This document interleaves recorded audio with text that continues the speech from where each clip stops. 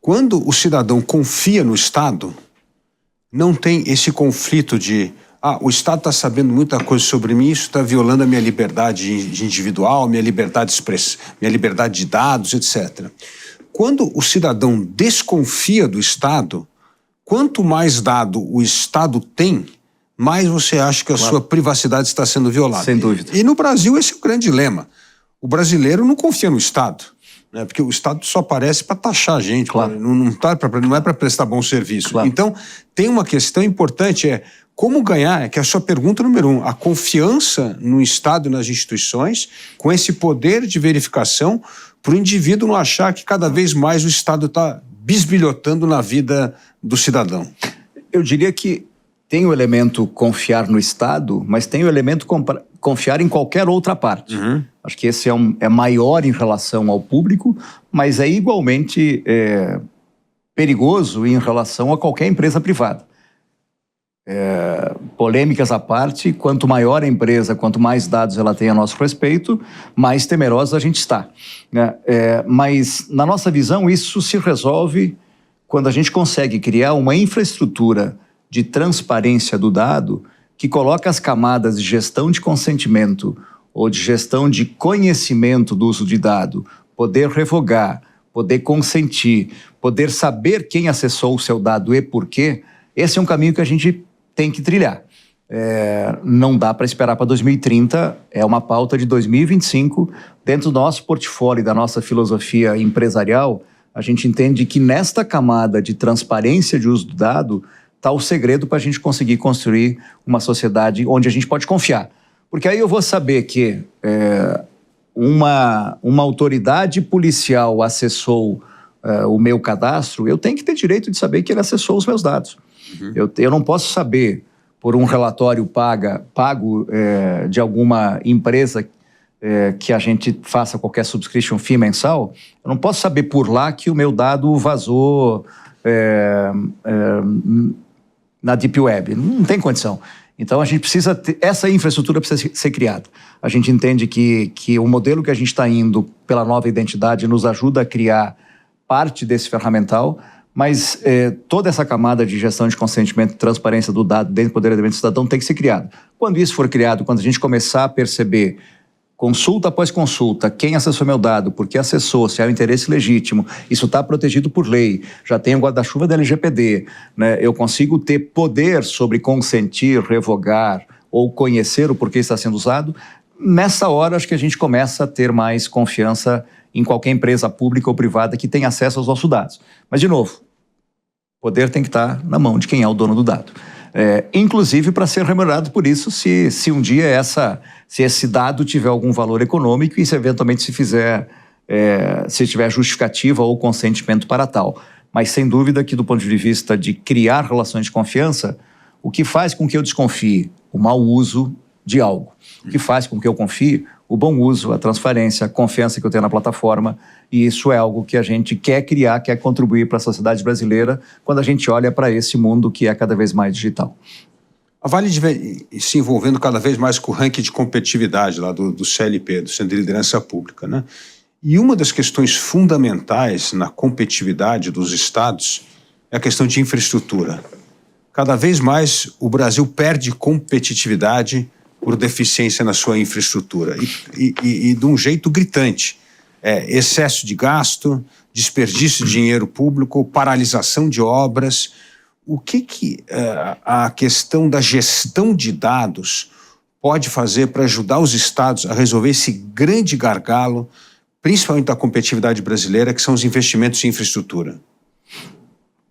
Eu vou trazer 2 dados e aí depois eu volto um pouco, especialmente em relação ao ranking de competitividade. Mas tem 2 pesquisas recentes, uma é da McKinsey, pré-pandemia, que revela um dado impressionante. Países como o Brasil, na medida que resolvem o seu problema de identidade segura, teriam um destravamento do seu PIB entre 6% e 13%. Algo absurdo. Não tem nenhuma medida econômica que consiga fazer esse boost na economia brasileira, no PIB brasileiro, sem isso. Por quê? Porque eles entendem que na medida que você tem como um grande pilar, né, uma identidade segura, associado a dados a databases públicos ou privados que interagem entre si para conhecer melhor o cliente ou o cidadão, entregar a política pública mais adequada para aquele cluster populacional, evitar que a fraude aconteça, todo esse esforço social que a gente tem, social e econômico que a gente tem para poder garantir transações seguras, ele deixa de ser um esforço custoso e esses recursos vão para gerar economia, gerar desenvolvimento econômico, gerar distribuição de renda posterior.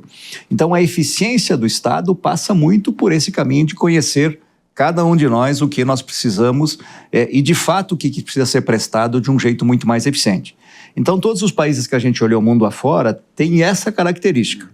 Uma segunda pesquisa, é um pouco mais recente, já é durante o período da pandemia, que é da Fundação Getúlio Vargas, que fala só sobre prova de identidade no Brasil. Nós consumimos, setor público ou privado, algo como 101 a 170 bilhões de reais por ano. É só a gente chamar o Haddad aqui e falar, escuta, se a gente resolver esse problema, o seu problema, o déficit fiscal acabou, né? O pacote não bateu nem 100, a gente gasta... É o valor da PEC de transição. É o valor da PEC de transição, exatamente isso. Então, acho que quando a gente olha para esse poder do dado, que quando utilizado com inteligência, retorna em eficiência, em menos fraudes, em transações mais seguras, e entendendo que quanto mais a gente conhece, melhor a gente decide.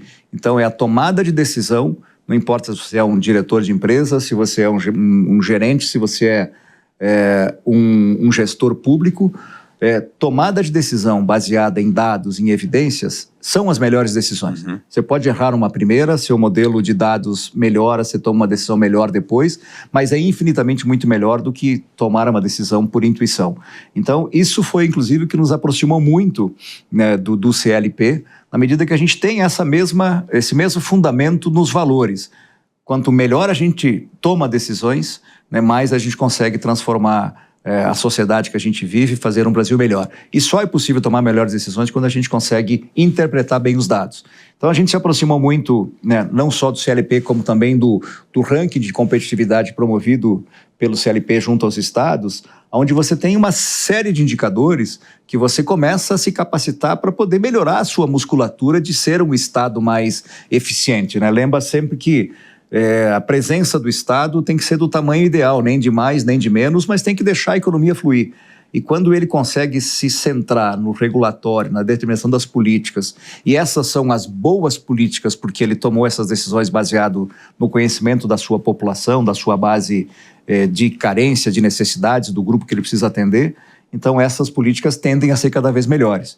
Então, a gente fez várias atividades, desenvolvemos junto com o CLP uma série de ações, porque no centro de tudo a gente quer estimular que cada vez mais governantes, e a gente vê uma geração nova de governantes, graças a Deus, que estão conseguindo entender o poder da mudança, o poder de uma sociedade digital, o poder dos dados, né? Isso tudo começa a ficar muito mais claro e eu, nesse ponto, eu sou um otimista absoluto em relação ao Brasil, porque cada vez mais melhores decisões, se não são as melhores do mundo que poderiam serem tomadas agora, elas estão melhorando em termos de qualidade.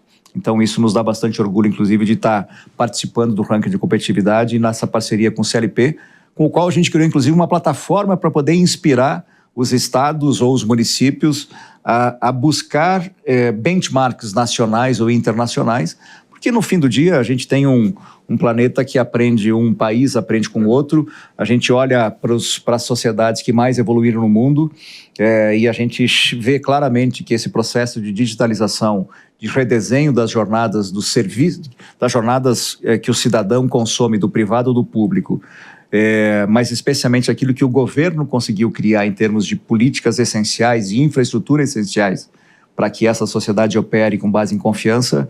A gente tem excelentes exemplos da Índia, a Estônia, a Singapura, a Inglaterra, a Portugal, que você citou.